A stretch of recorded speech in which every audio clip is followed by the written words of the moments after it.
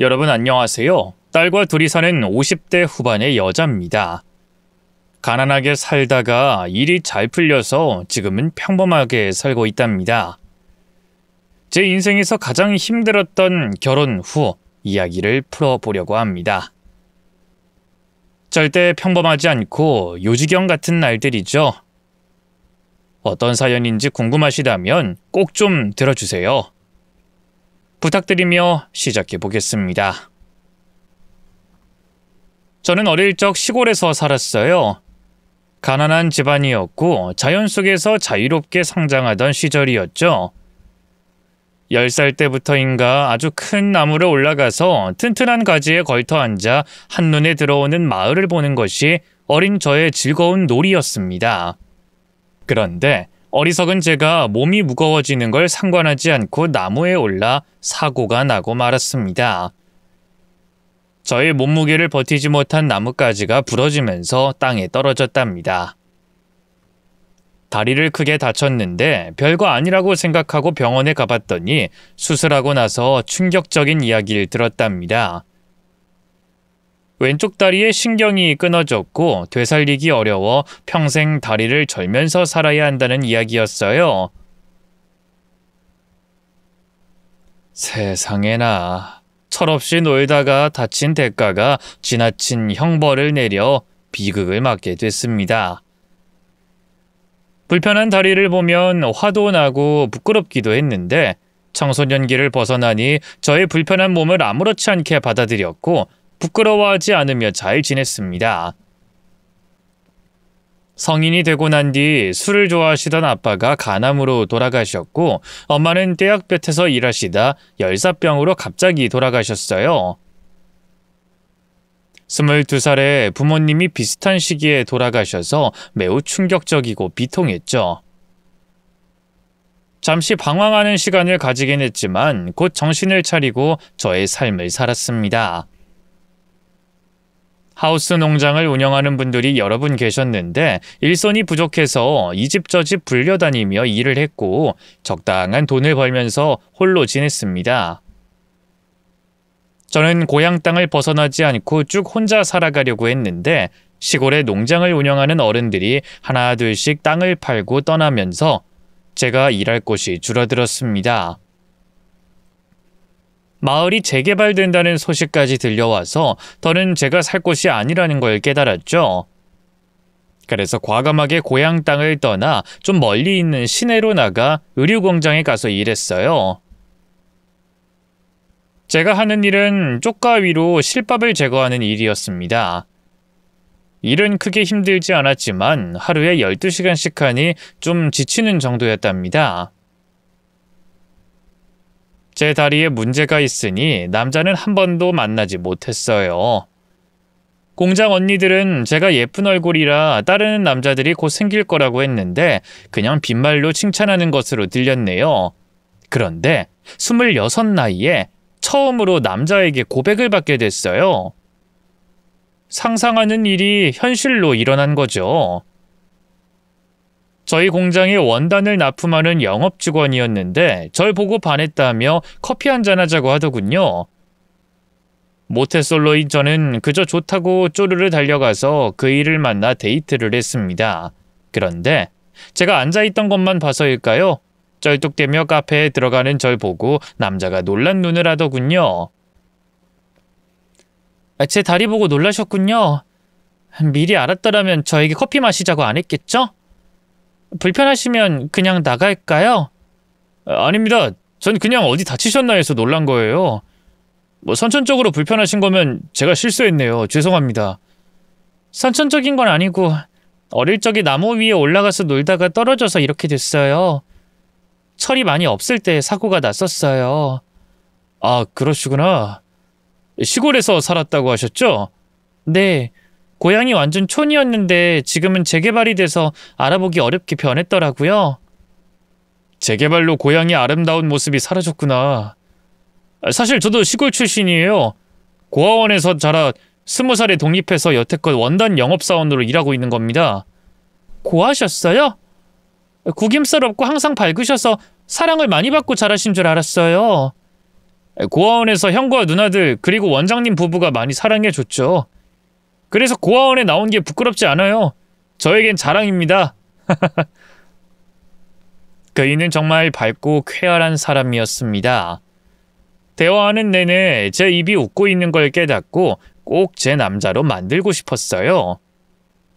다행히도 그이도 저와 한번 만나고 나서 적극적으로 연락하고 만나자고 해서 두어 번 더 만나고 연애하게 됐습니다.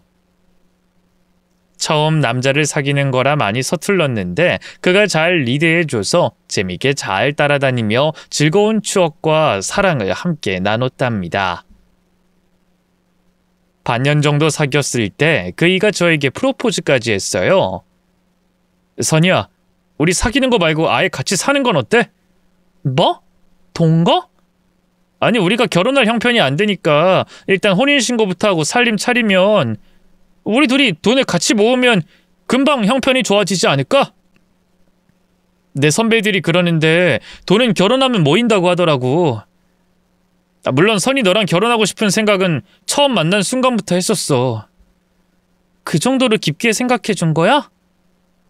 사실 난 첫 연애고 아직 20대라 결혼은 상상도 못하고 있었어. 갑작스러운 말이라 바로 대답하기가 좀 그러네. 부담 갖지 말고 천천히 생각해봐. 어쨌든 너와 난 부부가 될 운명이니까. 그이가 확신에 찬 초롱초롱한 눈망울로 말하자 그에게 홀랑 넘어가 버렸습니다. 저의 있는 그대로를 사랑해줄 남자가 또 있을까 하는 생각은 곧 확신을 했고 그 일을 놓치면 평생 후회하면서 살 거라는 걸 깨달았습니다. 그래도 당장 살림을 합치는 건 무리라는 생각이 들어 오래 연애하고 결혼하자고 답했답니다. 연애한 지 1년이 넘어가면서 뜻하지 않게 결혼을 서둘러야 했어요. 제가 아이를 가졌기 때문이죠. 자기야, 나 임신이래. 뭐 임신? 브라보! 우리 선이 참 잘했어요. 자기야, 우리 결혼하는 거지? 그럼 당연하지. 다만 결혼식은 나중에 올리자. 내가 돈을 많이 못 벌어서 형편이 안 되거든. 그건 괜찮아. 나도 돈이 많지 않은걸.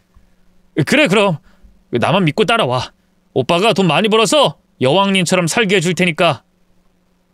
그렇게까지 안 해도 돼. 난 자기랑 우리 아이랑 셋이 살 공간만 있으면 돼. 굶지 않고 살면 충분히 만족한다고. 솔직히 좋은 환경에서 결혼하면 좋겠지만 저나 그이나 가족도 없고 하는 일도 박봉의 일이라 조금씩 헤쳐나가면서 성장하리라는 긍정적인 마음을 가졌습니다. 며칠 뒤 제가 지내던 기숙사에서 나와 남편과 함께 살 방 2칸짜리 월세집을 얻었답니다. 그리고 저는 공장 일을 그만뒀어요. 근무하는 공장에 먼지가 워낙 많아서 집에서 태교하며 부업 같은 걸 하기로 했죠. 자기야, 나 공방 가서 비누 만드는 걸 배웠는데 이걸 해볼까 해. 비누 만들어서 온라인으로 파는 거 말이야. 당신은 손재주가 좋으니까 잘할 수 있을 거야. 그래도 뱃속에 아이를 생각해서 조심조심 쉬엄쉬엄 해야 해? 응, 그럴게. 남편이 밖에서 고생은 다 하겠다며 전 집에서 편하게 2다리 벗고 하고 싶은 만큼만 일하라고 했죠. 제가 만드는 비누는 소량이라 다 팔아도 얼마 되지 않았어요. 남편이 벌어다주는 돈이 없으면 생활이 힘든 상황이었습니다. 아이를 낳을 때까지 그럭저럭 적은 생활비로 잘 지냈어요. 출산할 때 딸아이가 진통 없이 바로 태어나서 굉장히 고마웠습니다. 출산 후 집에서 몸조리를 잠시 하고 비누 만들어 파는 부업을 계속했는데 남편은 원단 영업이 잘 되지 않는지 매달 가져다 주는 돈이 얼마 되지 않았습니다. 자기야, 이번 달에도 생활비가 부족하겠다. 우리 딸한테 들어가는 돈에 월세랑 관리비, 기타 등등 들어가는 돈을 다 충족하기 어렵겠어. 남편은 일이 잘 풀리지 않아 예민해져서 대답을 까칠하게 했습니다. 내 능력 부족으로 처자식이 고생하네. 미안하다, 못난 남편이어서. 아니, 내 말은 그 뜻이 아니라 생활비가 부족하니까 하소연 같은 걸 한 거야. 그게 그거 아니야? 나도 돈 많이 벌어서 처자식한테 잘해주고 싶어. 그런데 열정대로 되지 않는 걸 어쩌라는 거야? 미안해, 내가 괜한 말 했나 봐. 나도 돈을 못 버는데 자기한테 부담과 스트레스를 준 것 같아. 에휴, 모르겠다. 이렇게 가난하게 살 줄 알았으면 결혼이고 뭐고 한참 뒤로 미뤘을 텐데. 당신이 임신해서 이렇게 된 거니까 내 탓만 하지 마. 자기야, 왜 말을 그렇게 해? 나랑 만나는 순간부터 결혼하고 싶었다며. 열심히 일해서 가난을 물려주지 않을 거라는 각오는 어딜 간 거야? 또 내가 무능하다고 돌려서 말하는 거냐? 당신 가만 보면 사람 속을 박박 긁는 재주가 있어. 저는 벙쪄서 아무 말도 못했어요. 계속 말했다간 남편이 화를 낼 것 같아 입을 다물었습니다. 그이는 벌이가 더더욱 적어져서 월세를 밀리는 지경까지 다다랐습니다. 그래서 제 통장의 돈으로 생활비와 월세를 다 메꿔가면서 생활했답니다. 남편에게 뭐라 말하기만 하면 짜증을 내서 한동안 그이한테 기를 죽이는 말은 절대로 하지 않았습니다. 표정도 항상 밝게 하면서 아무 문제 없다는 걸 상기시켜줬죠. 어느 날 딸아이를 유모차에 태우고 예방접종을 하러 번화가에 있는 병원을 찾아갔습니다. 딸아이가 울지 않고 주사를 잘 맞아줘서 대견해하며 병원 건물에서 나왔습니다. 그런데 바로 옆 건물 오피스텔에서 남편이 나오는 걸 보게 됐어요. 혼자 나왔으면 반갑게 인사를 하며 어딜 다녀왔냐고 물었겠지만 어떤 여자와 손을 잡고 나오는 걸 보고 할 말을 잃게 됐죠.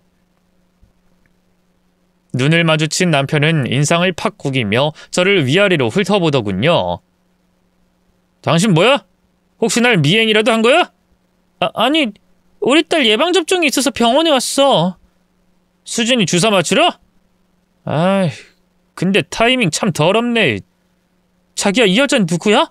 거래처 사장이야? 뭐? 너 다리만 비정상이 아니라 머리도 비정상이냐? 내가 이 여자랑 손잡고 있는 거 보면 무슨 상황인지 감이 안 잡혀? 설마 당신 바람 피웠어? 그래, 이 멍청한 기집애야. 상황을 봤으면 이해라는 걸 좀 해봐라, 등신아. 적반하장으로 당당하게 나오며 저에게 욕설까지 하더군요. 심장이 너무 떨려서 뭐라 해야 할지 모르겠더군요. 그 상황이면 여자들은 가만히 있지 않고 나서서 혼을 내준다는데 제 몸은 얼어붙어서 아무것도 하지 못했습니다. 그러자 남편의 손을 잡은 상간녀가 낄낄 웃으며 입을 열었습니다. 진짜 등신이랑 살고 있었네. 다리 저는 마누라라 우리 자기 봉사하면서 살았구나? 진짜 불쌍하다. 상간녀의 말을 들은 저는 어렵게 입을 열었습니다. 지금 뭐라고 했어요? 이봐요. 남의 남편이랑 바람 피웠으면서 그렇게 당당한 태도로 나를 욕하는 겁니까? 당신은 부끄러운 것도 없으세요? 말하는 거 보니 수준 알겠다. 야, 너 같은 여자한테 우리 자기 같은 남자가 가당키나 하니? 애가 생겨서 어쩔 수 없이 살림 차렸다는 걸 듣고 얼마나 등신 같은 여자를 만났나 싶었는데 상상했던 것보다 더 심한 등신이었네. 뭐예요? 아줌마, 나이 먹고 추하게 젊은 남자랑 바람이나 피우면서 남을 조롱합니까? 당신 혼나고 싶어요? 내가 듣기 싫어하는 말을 했네. 나이 먹고 추하게? 이 기집애 어떻게 해줘야지? 자기야, 말해봐. 이 여자랑 계속 같이 살 거야? 억지로 붙잡혀서 살고 있는 거라고 했잖아. 저 다리 절면서 걷는 거 봐. 얼마나 역겹고 보기 싫은지 굳이 말로 설명할 필요가 없잖아. 두 분류는 진짜 적반하장이 머릿속에 박혀있는 것들이었습니다. 잠시 심호흡을 하고 이 상황을 어떻게 대처할지 머릿속으로 그린 다음 바로 실행하기로 했어요.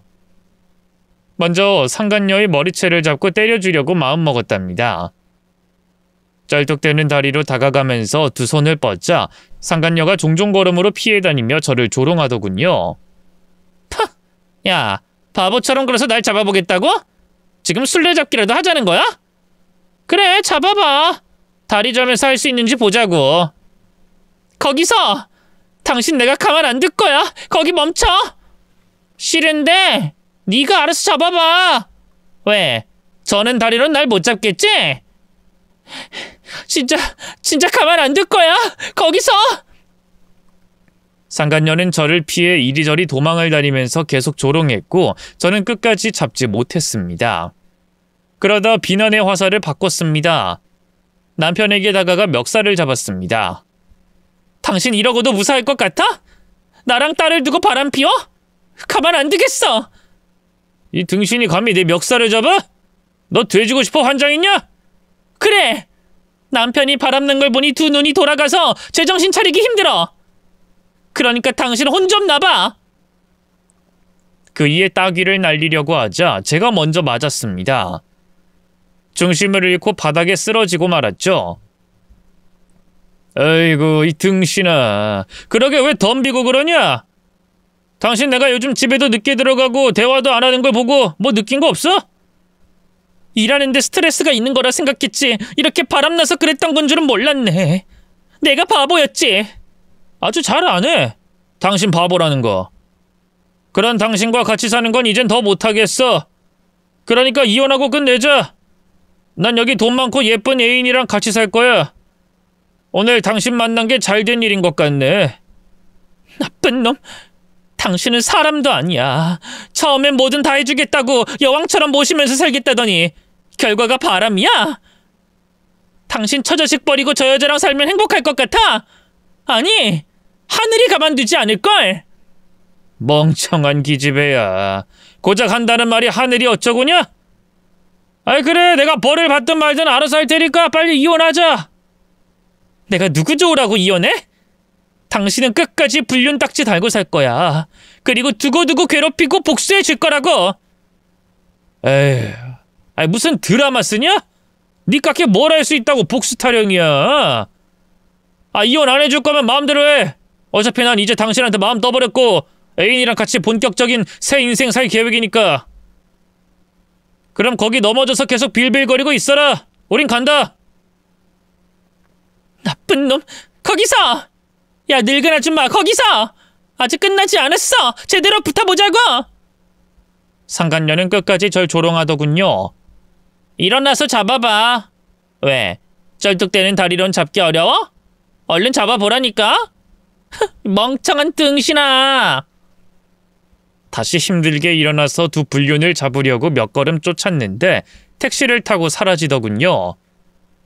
제가 소리를 꽥 지르며 가만 안 두겠다고 하자 유모차에 앉아있던 딸이 울음을 터뜨렸습니다. 결국 아무것도 못하고 불륜한테 조롱만 당했네요. 남편은 그날부터 집을 나가서 들어오지 않았습니다.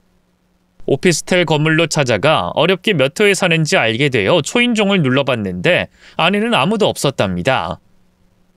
며칠 더 찾아갔더니 다른 사람이 이사 오는 걸 보고 다른 곳으로 도망간 걸 알게 됐죠. 경찰서에 찾아가 남편을 찾아야 한다고 일러줬더니 상황을 들은 경찰은 개인정보는 알려줄 수 없다고 하더군요. 가출 신고를 하면 안 되겠냐고 했더니 남편과 통화를 시도하더군요.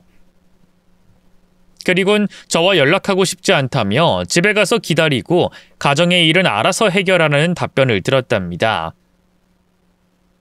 그이가 상간녀와 어디서 지내는지 알아내서 복수를 해주고 싶었는데 제가 할 수 있는 일이 없었고 딸을 돌봐야 했기 때문에 집에서 벗어나지 못했습니다. 한동안 눈물을 흘리며 육아를 했죠. 그런데 문제가 또 생겼답니다. 집주인이 찾아와서 저와 딸을 보더니 혀를 차면서 통보할 게 있다고 하더군요. 아유, 뭐야, 미혼모야? 아, 월세 밀린 거 보증금으로 다 까인 건 알죠? 이번 달 안으로 방 빼세요. 사장님, 저 미혼모 아니에요. 남편이 돈을 벌러 나간 상황이니 조금만 기다려주세요. 금방 월세 내겠습니다. 아니, 당신 같은 사람 많이 봤어. 돈 주겠다고 하고 버티고 버티다가 야반 도주하는 것들 너무 많이 봤다고. 사장님, 제 딸 보시고 한 번만 선처해 주세요. 금방 갚을게요. 월세 꼭 내겠습니다. 이번 달 말까지 보증금이랑 밀린 월세 다 내는 거 아니면 쫓아낼 거요. 사장님! 사장님! 건물주는 그렇게 통보하고 나가버렸습니다. 당장 딸아이와 쫓겨날 상황이 닥치니 미치겠더라고요. 아이를 봐줄 사람이 없어서 공장에 취직도 못하니 방법이 떠오르지 않았어요. 그렇다고 대출도 쉽게 받을 수 없으니 환장할 노릇이었습니다. 남편을 찾아 위자료라도 받고 이혼을 하는 게 좋겠다 싶어 연락을 취해봤지만 역시나 받지 않았습니다. 경찰서에 가서 제 상황을 알리고 남편을 찾아달랬더니 이번에도 거절당했어요. 제 남편이 연락하길 원하지 않는다며 그냥 돌아가랍니다. 저는 지푸라기 잡는 심정으로 지난번 상간녀와 나왔던 오피스텔 근처를 찾아갔습니다. 혹시라도 나타날지도 모른다는 생각이 들었고 남편과 상간녀를 잡고 이혼할 테니 위자료를 받고 끝낼 계획을 세웠죠. 2시간 동안 서성이는데 마침내 상간녀가 오피스텔 근처 비싼 참치집에서 나오는 걸 목격했습니다. 그런데 옆에는 제 남편이 아니라 다른 남자와 나오더라고요. 남자는 바로 인사를 하고 사라졌고 상간녀 혼자서 택시를 타려는지 도로 쪽으로 걸어갔습니다. 뭐가 어찌됐든 상간녀를 잡고 개박살 내주고 남편을 찾아 끝장을 보기로 했답니다. 야, 이 바람난 늙은 여자야. 오늘은 누구랑 놀고 있는 거냐? 뭐지? 아, 너구나. 근데 여긴 웬일이야? 또 술래잡기 한판 하려고? 좀 놀아줄까? 닥쳐! 내 남편 어딨어? 그놈 빨리 찾아야 해. 내가 이혼하겠다고 연락해서 내 앞에 데려와. 내가 왜? 네 남편을 평생 불륜남으로 만들겠다며. 그러려고 했는데 안 되겠어. 그놈한테 위자료 받고 너한테도 보상을 받고 끝내는 게 낫겠다고. 내가 지금 급한 상황이니 니들한테 돈 받고 도장 찍어야겠다. 웃기는 소리하고 쩔뚝거리고 있네. 야, 내가 너한테 왜 보상을 하냐? 증거 있어? 네 서방이 나랑 바람 피운 증거 있냐고. 바로 저기 오피스텔에서 동거하던 거 다 알고 있잖아. 오피스텔? 어디 몇 호? 지금도 살림 차리고 있나? 찾아가서 물어봐. 니들이 방 빼고 다른 데다 살림 차렸잖아. 이 바보 등신이 진짜 끝까지 멍청하게 나오네. 이혼은 니들 부부가 알아서 할 일이야. 난 제3자라고. 그리고 네 남편은 내가 잘 데리고 놀다가 보내고 싶을 때 보내줄게. 내가 질릴 때까진 같이 침대에서 많이 즐겨야 하거든. 더러운 소린 그놈이랑 둘이 있을 때 하고 당장 그놈이랑 너 나한테 위자료 지급해. 빨랑 그놈 불러. 알았어, 불러줄게. 야, 쩔뚜가, 나 잡아봐라. 잡으면 네 서방 불러주지. 상간녀가 조롱하더니 얼른 잡아보라고 손짓을 하더군요. 오늘은 귀엽고 잡고 말겠어. 반드시 혼내주고 보상받고 말겠어. 아이고고, 우리 쩔뚝이 움직임이 많이 느리네. 야, 제대로 좀 움직여봐. 나 지금 하이힐 신어서 빨리 못 걸어. 어서 잡아봐. 다리 한쪽을 저니 이리저리 도망다니는 상간녀를 잡는 건 역부족이었습니다. 손을 뻗어 잡힐 것 같으면 제 손을 짝소리가 나게 걷어내고 물러나는 식으로 계속해서 놀려대더군요. 그러다 곧 택시를 잡아타면서 말하더군요. 야, 선이야, 쩔뚜가, 나 잡지 못하니 아무것도 못 받겠네. 네 서방은 내가 잘 데리고 놀 테니까 넌 그렇게 계속 침 질질 흘려가며 쫓아다녀라. 너 상간녀, 반드시 잡아서 처절하게 만들어주겠어. 반드시 때가 올 거야. 못난 기집애. 야, 그럴 일은 죽었다 깨어나도 안 돼. 넌 내 상대가 안 된다고. 아무튼 난 네 서방 만나러 간다. 오늘은 그이가 침대에서 어떻게 날 만족시키려나? 쩔뚝이 잘 있어. 절대로 가만두지 않을 거야. 아! 그렇게 상간녀를 잡지 못하고 아무런 수확이 없었습니다. 화만 10배로 커져서 미칠 것 같았네요. 다시 집으로 돌아가 쫓겨나지 않을 방법을 생각하며 발을 동동 구르다가 사채가 떠올랐습니다. 급한 불을 꺼야 하니 위험하지만 집에서 나가지 않기 위해 돈을 빌리려고 사채 명함 한 장을 주어 전화를 걸려고 핸드폰을 들었습니다. 그런데 그때 모르는 번호로 전화가 왔어요. 받아봤더니 끔찍한 소리를 전하더군요.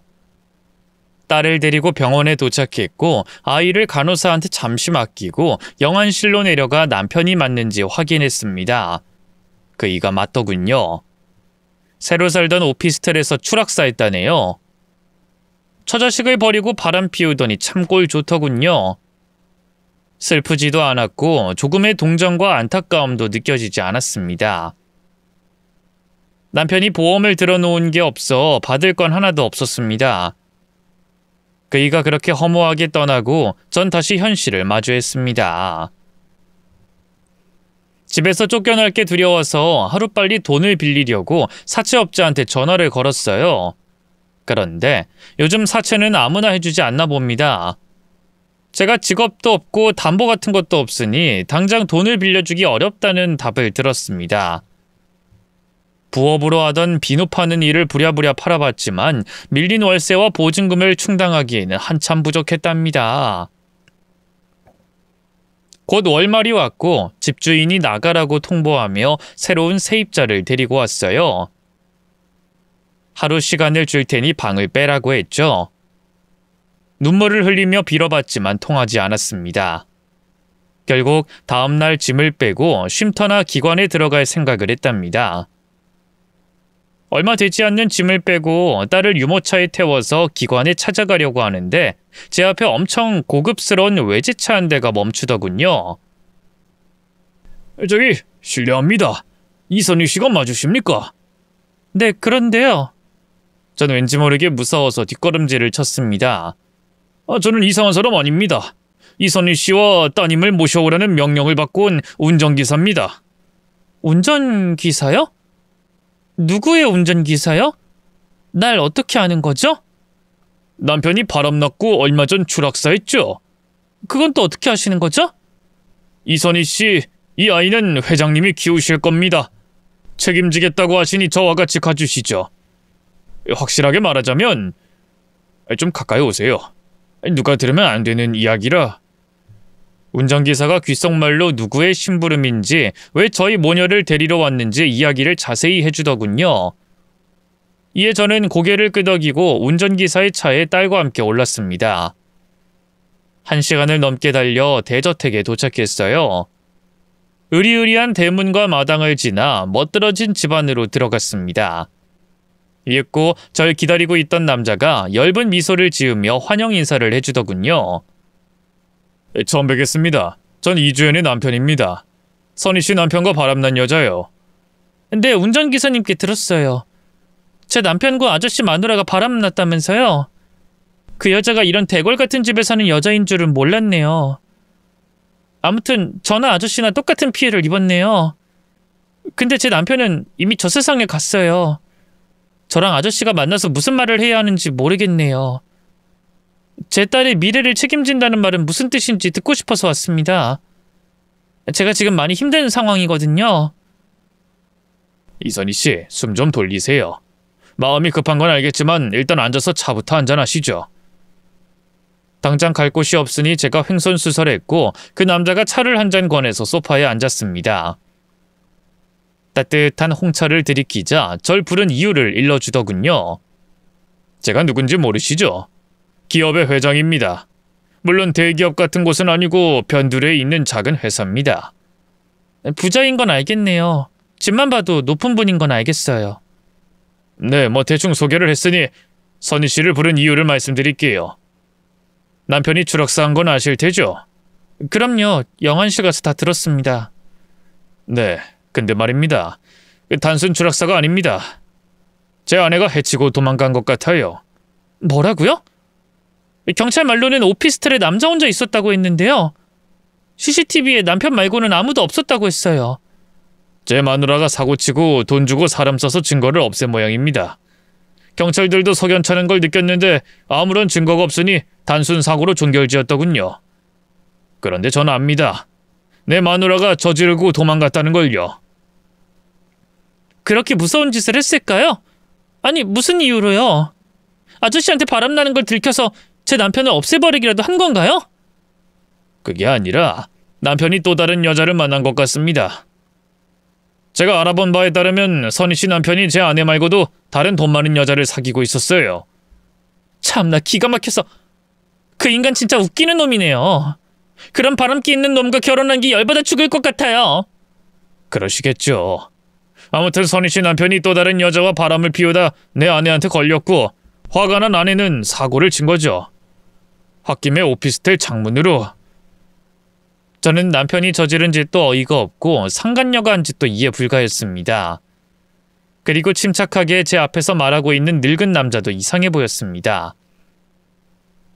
저기, 다 알겠는데 절 부른 이유가 뭐예요? 내가 할 수 있는 일은 없는 것 같은데요. 차라리 경찰을 찾아가서 다시 말을 해보는 게 낫지 않을까요? 아, 네. 아내는 제가 찾고 있습니다. 찾아내서 경찰서에 데리고 갈 겁니다. 그리고 감옥에 쳐넣을 겁니다. 제 마누라가 외도한 것도 용서하기 힘들어서 반드시 잡을 거예요. 그렇다니 다행이네요. 그 말을 들으니 가려운 부분을 시원하게 긁은 것 같네요. 근데 지금 저는 복수보다 시급한 일이 있어요. 압니다. 월세집에서 쫓겨나셨죠? 선희 씨도 저와 같은 피해자이니 제가 보상을 해드리려고 모셔오라고 한 겁니다. 저를 도와주시겠다고요? 네. 이유가 어찌됐든 내 마누라 때문에 피해를 보시지 않았습니까? 사정도 딱하다는 걸 듣고 가만히 있지 못하겠더라고요. 정말요? 그럼 도와주세요. 제가 지금 가릴 처지가 아니라 도와주시겠다면 무조건 감사히 받겠습니다. 네, 도와드리겠습니다. 제 명의로 된 아파트가 여러 채 있는데 그중 하나 드리겠습니다. 그리고 매달 생활비도 지원해드리겠습니다.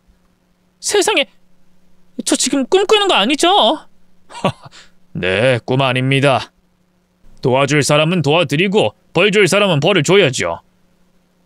선희 씨 남편은 이미 벌을 받았지만 내 아내는 어딘가에 숨어 있습니다. 반드시 찾아내서 처벌받게 할 겁니다. 얼마든지 그렇게 하세요. 아, 그 여자 찾으면 저도 불러주세요.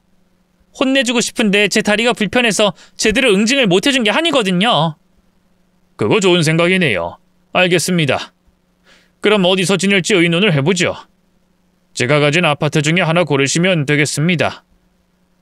상간녀 남편이 절 불러서 아파트를 해주고 생활비까지 지원해주겠다니 정말 사람 일은 한 치 앞을 볼 수 없는 게 맞나 봅니다.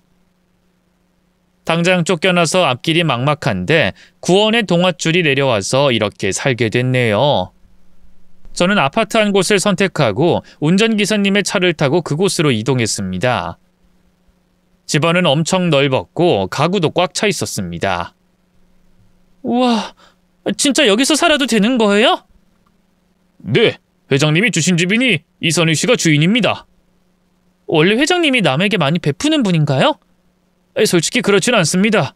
근데 이번 일은 아마 사모님이 저지른 짓을 수습하려고 큰 마음을 드신 것 같아요. 아무튼 이 아파트는 이선희 씨가 주인입니다. 그럼 따님과 편히 지내세요. 자, 여기 생활비 카드입니다. 카드까지? 정말 고맙습니다. 회장님께 다시 한번 감사드린다고 꼭 좀 전해주세요. 단 몇 시간 만에 지옥에서 천국으로 온 기분이었습니다. 이런 영화 같은 일을 누가 겪어봤겠어요. 사실 저도 회장님이 주신 집에서 며칠 동안 지내봤는데 도로 빼앗아 갈 것 같아 어느 정도 마음의 준비를 하고 있었답니다. 그런데 절 부동산으로 불러서 집 명의를 옮겨주는 걸 보고 나서야 안심할 수 있었죠. 그리고 상간녀가 잡히는지 마는지 신경조차 쓰지 못하고 딸아이를 돌보며 즐거운 나날을 보냈습니다. 몸도 마음도 편해지니 남편이 세상 떠난 건 아득해지더라고요. 몇 달 동안 집안에서 편히 먹고 잘 지내고 있었는데 어느 날 회장님께 연락이 왔습니다. 상간녀의 위치가 파악됐다며 저와 함께 가자고 하더군요. 회장님이 불러준 베이비시터에게 딸을 맡기고 운전기사님의 차에 올라 목적지를 향했습니다. 3시간이 넘도록 도로를 달렸고 비포장 도로를 오르고 올라 산속으로 들어갔답니다. 회장님 안녕하셨어요? 네, 잘 지냈습니다. 선희씨, 집은 지낼만 합니까? 지낼만한 게 아니라 너무 과분해서 좋아 죽겠어요. 제 평생 그렇게 좋은 집에서 먹고 자는 게 처음이라 매일매일 감사하답니다. 다행이네요. 그럼 본론으로 들어갈까요? 이 산 중턱에 컨테이너가 하나 있답니다. 거기서 기거하는 여자가 제 아내와 비슷하게 생겼다는 제보자가 있었어요. 이런 산속에 컨테이너 박스가 있어요? 네, 이 산에서도 공사가 필요해서 인부들이 임시로 머무는 장소로 쓰였답니다. 이런 곳에 숨어 있으니 그동안 찾기 어려웠던 거죠. 여기 돌길만 지나가면 있다는데 걸으실 수 있겠어요? 그럼요. 제가 다리를 절긴 하지만 체력은 좋습니다. 지팡이도 가지고 왔으니 조심히 걸어가면 됩니다. 좋아요. 그럼 같이 가봅시다. 저와 회장님, 운전기사, 그리고 경호원 3명이 울퉁불퉁한 산길을 걸어갔습니다. 오르막은 차로 다 올라와서 평지만 좀 걸으면 돼요. 크게 힘들진 않았죠. 이윽고 아주 작은 컨테이너가 하나 보였습니다. 저는 지팡이를 몽둥이로 쓸 각오를 하며 앞장섰습니다. 제가 문을 열어볼게요. 그때 조롱당한 걸 복수해주고 싶거든요. 네, 편하실 대로 하세요. 경호원들이 바짝 붙어 있을 테니 겁먹지 말고 다가가세요.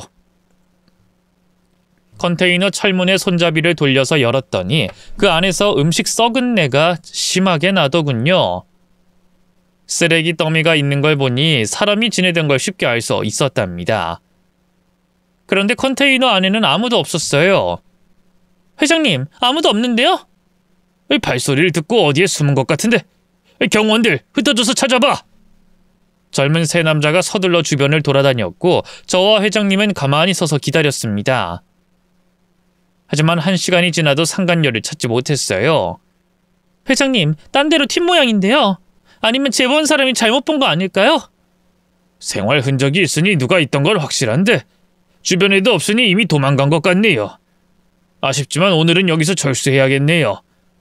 자, 차가 있는 곳으로 돌아가도록 하죠. 회장님은 저에게 눈짓을 하며 구석에 쪼그려 앉았습니다. 이윽고 컨테이너 박스 위에서 뭔가 꿈틀거리더군요. 상간녀의 목소리가 들렸습니다. 에이씨, 잡것들이 여기까지 어떻게 찾아온 거야? 늙은 남편 식기랑 다리 저는 기집애의 조합이 아주 꼴사납네. 아, 여기서 지내는 것도 질린다 질려. 다음 달엔 어떻게 해서든 외국으로 나가야지. 컨테이너 위에서 사다리를 내리더니 그걸 타고 조심히 내려오더군요. 바닥에 착지한 상간녀가 뒤를 돌아보는 순간 비명을 질렀습니다. 저와 회장님이 가까이 서 있었으니까요. 아이 깜짝이야. 여보? 우리 오랜만이다. 그렇지? 많이 놀랐구나. 당신 쥐새끼 마냥 잘도 숨어 있었네. 내가 찾을 거라는 걸 알고 이런 산속에 숨은 모양이지? 해외로 뛰려고 한 계획은 취소해야겠네. 여보, 내가 당신한테 못할 짓 했어. 미안해. 젊은 놈이 하도 들이대서 잠깐 사귄 거야. 우린 그냥 엔조이야, 엔조이. 당신도 술집 같은 데 가면 아가씨들이랑 놀잖아. 나 술집 다녀본 적 없는데 돈 아까워서 외식도 안 하는 거 몰라? 말이 그렇게 이어지나? 여보, 나 그동안 여기서 지내느라 꼴이 말이 아니지. 어서 집에 돌아가자. 아니지. 당신은 집이 아니라 감옥에 가야지. 여기서 미리 감옥 생활 연습했으니 어렵진 않겠네. 그치? 감옥? 내가 왜 감옥을 가? 바람 피운 게 감옥 갈 일이야? 당신이 선희 씨 남편 밀어버렸잖아. 돈 주고 사람 사서 증거 없앴고. 내가 그 정도 머리도 없을 것 같아? 무슨 소리야? 여보, 절대 아니야. 그놈이 왜 떨어진 건지 나도 모른다고. 근데 왜 여기 숨어지네? 그냥 당신한테 미안해서 그렇지. 나한테 스스로 벌을 주는 중이었어. 근데 이제 그만하고 내려가야겠다. 여보, 오해하지 말고 내 말 믿어. 난 그놈이 추락사한 거랑 아무 관련 없어. 혓바닥이 기네. 내가 며칠 전 지워진 증거 다 찾아서 경찰서에 제출했어. 당신이 돈 주고 산 오피스텔 경비들, 집안에서 흔적 지워주는 사람들 다 찾아서 잡아넣었다고. 당신 지금 수배 중이야. 뭐? 여보, 당신이 그걸 다 했다고? 나 하나 잡아넣으려고 다 찾아내서 기어코 날 수배범으로 만든 거야? 20년 넘게 당신한테 헌신했는데 덮어주지 못할 망정 다 끝난 일을 휘젓고 날 곤란하게 만들어? 아유, 말하기 귀찮네. 선희씨, 이제부턴 선희씨가 맡아요. 하고 싶은 거 다 하세요. 저는 지팡이를 들어 올려 상간녀의 머리를 내리쳤습니다. 수박 쪼개지는 소리가 메아리를 쳤고 상간녀는 아프다고 주저앉아 머리를 잡고 대굴대굴 굴렀답니다. 지난번에 날 조롱했었지? 나 잡아봐라, 기억나지? 오늘 제대로 잡았으니까 그때 못한 걸 오늘 실컷 해주마. 상간녀의 등과 배, 팔, 다리를 지팡이로 후드려 패줬습니다. 팍팍 소리가 시원하게 메아리를 치니 속이 확 트이더군요. 그때처럼 또 놀려봐! 등신 멍청이라고 조롱해보라고, 이 늙어빠진 여자야!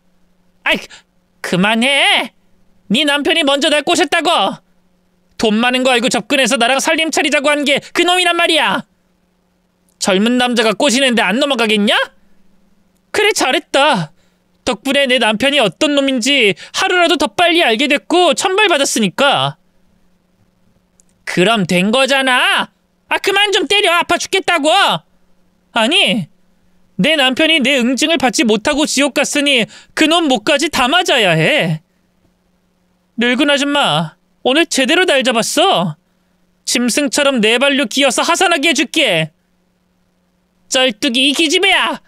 넌 네 힘으로 안 되니까 내 남편 꼬셔서 복수하는 거냐?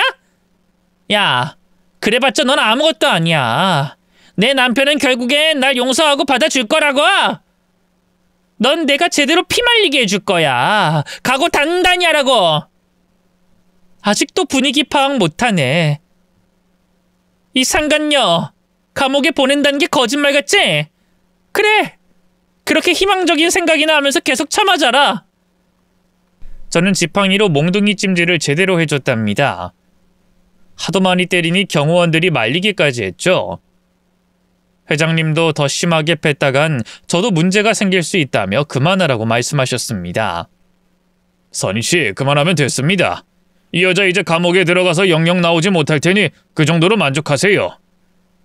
회장님 덕분에 속 시원하게 화풀이 제대로 했습니다. 이 여자 얼른 신고해서 잡아 넣어버려요. 회장님이 핸드폰을 꺼내 상간녀의 더러운 몰골을 사진으로 찍더니 형사에게 사진을 전송하고 전화를 걸더군요. 그러자 상간녀는 회장님 다리에 매달려서 오열했습니다. 여보, 제발 멈춰. 나 좀 살려줘. 그 자식이 나 말고 다른 여자를 만나는 걸 알고 홧김에 밀어버렸어. 나도 잘못한 거 알아. 근데 제정신이 아닌 상태에서 벌어진 일이라고. 당신 컨테이너에서 평생 살래? 외국도 못 나가고 돈도 마음대로 못 써. 수배범이라고? 아, 감옥은 죽기보다 싫어. 아, 차라리 여기서 살래. 제발 신고하지 마. 조용히 여기서 썩어 갈게. 참나, 이 옆에 내가 고생을 덜한 모양이네. 근데 당신을 도와준 인간은 누구야? 먹을 걸 가져다 준 놈이 누구야? 그 순간 멀쩡한 남자가 양손에 바리바리 먹을 걸 들고 걸어오다가 멈춰섰습니다. 회장님은 그 남자를 돌아보고 씩 웃더군요. 아, 여기서도 바람을 피우고 있던 거야? 저놈은 멍청하게 나이 많은 수배범을 왜 도와주고 있는 거지? 어이 젊은이, 일로 와봐. 네? 저요? 그럼 너 말고 누가 있어? 전에 이 옆에 언니한테 왜 붙어있던 거야? 그게 그러니까 그 여사님이 저한테 미국 가서 돈 펑펑 쓰면서 살게 해주겠다고 해서요. 곧 출국할 거니 당분간 여기서 숨어 지내자고 했어요. 또 얼간이 하나 꼬셨나 보네. 돈 많다고 자랑하디? 이 어리석은 놈아, 넌 범죄자 은닉죄를 저질렀어. 너도 감옥에 가게 될 거야. 네? 제가요? 어르신, 한 번만 봐주시면 안 될까요? 뭐 이런 찌질한 놈이 다 있어. 어떻게 바람 피우는 놈들이 하나같이 모질이야? 경호원들, 이 젊은 놈도 몇 대 패주고 잡아놔. 그 말에 경호원 셋이 상간녀의 상간남을 몇 대 패고 바닥에 눕혀버렸습니다. 구둣발을 상간남 얼굴에 올려놓고 못 움직이게 했습니다. 한참의 시간이 걸려 도착한 형사들은 산에서 헤매느라 늦었다며 구슬땀을 흘리며 수갑을 꺼냈습니다. 미란다 원칙을 고지하고 상간녀와 상간남 손목에 쇠고랑을 채우고 끌고 내려갔죠. 아, 여보, 나 살려줘. 감옥은 진짜 가기 싫어.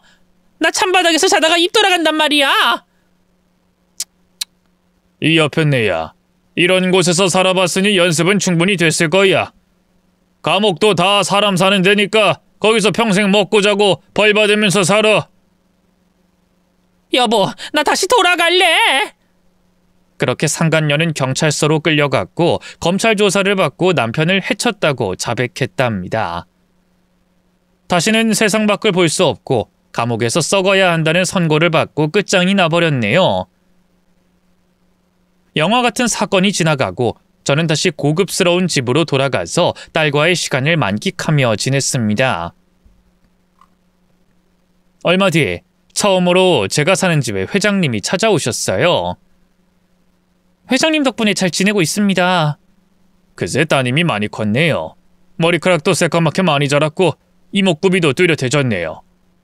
엄마를 닮아 참 예쁩니다. 고맙습니다, 회장님. 이 은혜를 어떻게 갚아야 할지. 그럴 필요 없다니까요. 그냥 선희 씨는 여기서 누릴 거 누리면서 지내세요. 그래야 제 마음이 편합니다. 그럼 혹시 도와주시는 김에 제 일자리도 도와주실 수 있나요? 회장님 회사에서 청소부든 뭐든 도움이 되어드리고 싶습니다. 저 다리가 좀 불편해서 그렇지 일은 꽤 잘해요. 공장 다닐 때 맨날 칭찬 들으면서 일했다고요. 회사에 일자리는 얼마든지 드릴 수 있습니다. 그리고 이왕이면 청소 같은 일 말고 제대로 된 일을 배워보세요. 아직 젊으니까 공부도 하시면서 말입니다. 정말요? 회장님은 정말 천사세요. 진심으로 감사합니다. 몇 달 뒤 회장님이 취직까지 시켜줘서 사무 보조 일을 시작하게 됐습니다. 낮에는 베이비시터가 딸을 돌보고 있으니 마음 편히 일을 하고 공부를 했죠. 그리고 20년이라는 세월이 훌쩍 지나버렸고 저도 어느새 흰 머리카락이 많은 중년이 됐답니다. 회장님, 오늘 점심은 뭐로 드시겠어요? 이선희 비서님, 참치로 합시다.